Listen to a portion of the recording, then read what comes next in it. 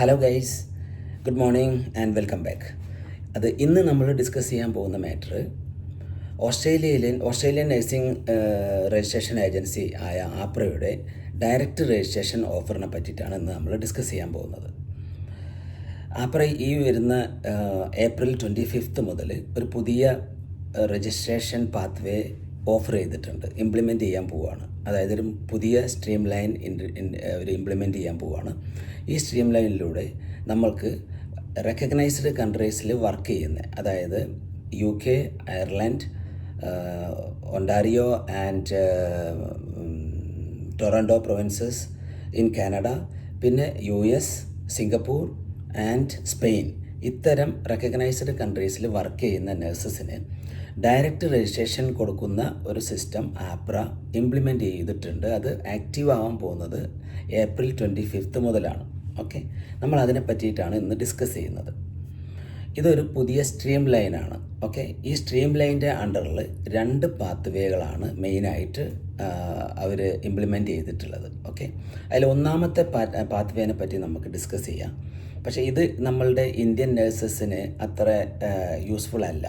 കാരണം ഒന്നാമത്തെ പാത്വേ എന്ന് പറയുന്നത് റെക്കഗ്നൈസ്ഡ് കൺട്രിയിൽ പഠിച്ചിട്ടുള്ള ഡിഗ്രി അവിടെ പഠിക്കണം. അതായത് ഈ UK, അയർലൻഡ് അങ്ങനെയുള്ള റെക്കഗ്നൈസ്ഡ് കൺട്രിയിൽ ഡിഗ്രി പഠിച്ചിട്ടുള്ള BSc നഴ്സിംഗ് പഠിച്ചിട്ടുള്ള നഴ്സസിനാണ് അവരത് ഓഫർ ചെയ്യുന്നത്. അവിടെ പഠിച്ചിരിക്കണം, ഡിഗ്രി അവിടെ നിന്ന് എടുത്തിരിക്കണം, പിന്നെ അവിടുത്തെ രജിസ്ട്രേഷൻ വേണം. രജിസ്ട്രേഷൻ ഉണ്ടെങ്കിൽ സ്വാഭാവികമായിട്ടും അതിൻ്റെ ഗുഡ് സ്റ്റാൻഡിങ് അറേഞ്ച് ചെയ്യണം. അതുപോലെ ഇംഗ്ലീഷ്, വാലിഡ് ഇംഗ്ലീഷ് വേണം. അതല്ലെങ്കിൽ അതിനുള്ള ഓപ്ഷൻ വേറെ പറയുന്നുണ്ട്. അതിനെപ്പറ്റി നമുക്ക് ഡിസ്കസ് ചെയ്യാം. ഇത്രയും കാര്യങ്ങൾ ഉണ്ടെങ്കിലേ അത് പ്രാക്ടിക്കലാവുള്ളൂ. അപ്പോൾ അതുകൊണ്ട് തന്നെ നമുക്കത് ഷോർട്ടായിട്ട് പറഞ്ഞിട്ട് നമുക്ക് ഇന്ത്യൻ നഴ്സസിന് ആപ്ലിക്കബിൾ ആയിട്ടുള്ള പാത്വേ നമ്പർ 2 കൂടുതൽ നമുക്ക് ഡിസ്കസ് ചെയ്യാം. ഓക്കെ, അപ്പോൾ പാത്വേ നമ്പർ 1 എന്ന് പറഞ്ഞിട്ടുണ്ടെങ്കിൽ UK അല്ലെങ്കിൽ ഏതെങ്കിലും ഒരു റെക്കഗ്നൈസ്ഡ് കൺട്രീസിൽ ഡിഗ്രി പഠിച്ചിരിക്കണം. അതുമാത്രമല്ല, ഇംഗ്ലീഷ് കൺസിഡറേഷൻ കിട്ടണമെന്നുണ്ടെങ്കിൽ പ്രൈമറി ആൻഡ് സെക്കൻഡറി കൂടെ അവിടെ പഠിച്ചിട്ടുണ്ടായിരിക്കണം. ഓക്കെ, എന്നാലേ നമുക്ക് ഇംഗ്ലീഷ് ഇല്ലാതെ ഡയറക്റ്റ് രജിസ്ട്രേഷൻ കിട്ടുള്ളൂ. പിന്നെ മറ്റുള്ള കാര്യങ്ങളൊക്കെ പറഞ്ഞതുപോലെ തന്നെ രജിസ്ട്രേഷൻ ഉണ്ടെങ്കിൽ എന്തായാലും നമ്മൾ അതിൻ്റെ ഗുഡ് സ്റ്റാൻഡിങ് അറേഞ്ച് ചെയ്യണം. NMC രജിസ്ട്രേഷനുള്ള ഒരു നേഴ്സ് ആണെന്നുണ്ടെങ്കിൽ NMCയുടെ പ്രൊഫൈലിൽ പോയിട്ട് നമുക്ക് ഓട്ടോമാറ്റിക്കായിട്ട് നമുക്ക് ആപ്രയ്ക്ക് ഗുഡ് സ്റ്റാൻഡിങ് അറേഞ്ച് ചെയ്യാൻ പറ്റും. അതിന് ഫീസൊന്നുമില്ല, അത് ഫ്രീ ആണ്. അങ്ങനെയുള്ള കാര്യങ്ങൾ ചെയ്യണം. പിന്നെ എംപ്ലോയ്മെൻറ്റ് എന്ന് പറഞ്ഞിട്ടെങ്കിൽ രജിസ്ട്രേഷന് ശേഷം 1800 മണിക്കൂർ 1800 മണിക്കൂർ എക്സ്പീരിയൻസ് ഉള്ള നേഴ്സാണെന്നുണ്ടെങ്കിൽ ഡയറക്റ്റ് രജിസ്ട്രേഷൻ കിട്ടും. അതിന് എൻക്ലക്സോ ഓസ്കിയോ എടുക്കേണ്ട കാര്യമില്ല. ഇതാണ് പാത്വേ നമ്പർ 1.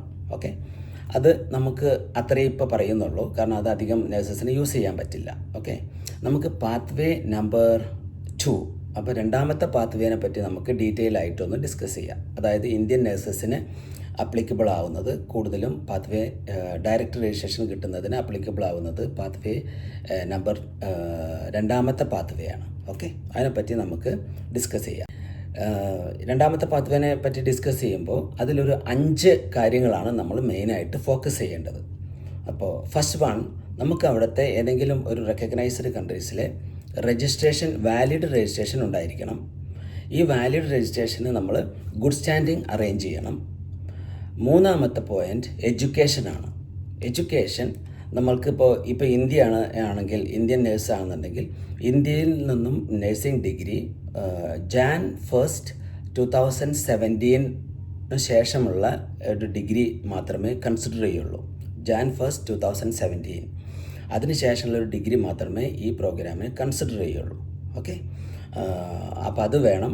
കാരണം അത് എഡ്യൂക്കേഷൻ ഈക്വലൻസിക്ക് വേണ്ടിയിട്ടാണ് അത് ചെയ്യുന്നത്. കാരണം എഡ്യൂക്കേഷൻ മസ്റ്റ് ബി, എന്താ പറയുക, ഒരു ഈ ഓസ്ട്രേലിയൻ സ്റ്റാൻഡേർഡ്, ഓസ്ട്രേലിയൻ എഡ്യൂക്കേഷന് ഈക്വലായ ഡിഗ്രി കൺസിഡർ ചെയ്യുന്നത് 1 Jan 2017 ശേഷമുള്ള ഡിഗ്രിക്ക് മാത്രമേ അവർ കൺസിഡർ ചെയ്യുന്നുള്ളൂ. ഓക്കെ, പിന്നെ വേണ്ടത് അത് എക്സ്പീരിയൻസ് ആണ്. എഡ്യൂക്കേഷൻ കഴിഞ്ഞാൽ എക്സ്പീരിയൻസ് ആണ്. എക്സ്പീരിയൻസ് നമ്മളുടെ ഒരു റെക്കഗ്നൈസ്ഡ് കൺട്രിയിലെ രജിസ്ട്രേഷന് ശേഷം 1800 hours എക്സ്പീരിയൻസ് മസ്റ്റാണ്. ഓക്കെ, അപ്പോൾ എഡ്യൂക്കേഷൻ കഴിഞ്ഞു, എക്സ്പീരിയൻസ് കഴിഞ്ഞു. നെക്സ്റ്റ് ഉള്ളത് ലാംഗ്വേജ് ആണ്.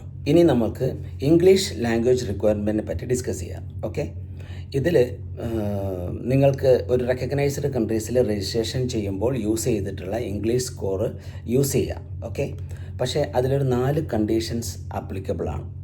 എന്നാൽ മാത്രമേ അത് നിങ്ങൾക്ക് യൂസ് ചെയ്യാൻ പറ്റുള്ളൂ.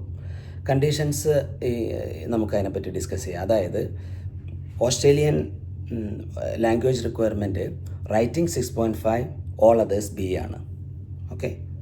ഓക്കെ, അപ്പോൾ അത് ക്ലിയർ ചെയ്യണം. ഓക്കെ, അതായിരിക്കണം സ്കോർ. റൈറ്റിംഗ് 6.5 മസ്റ്റാണ്, ഓൾ അതേഴ്സ് ബി വേണം.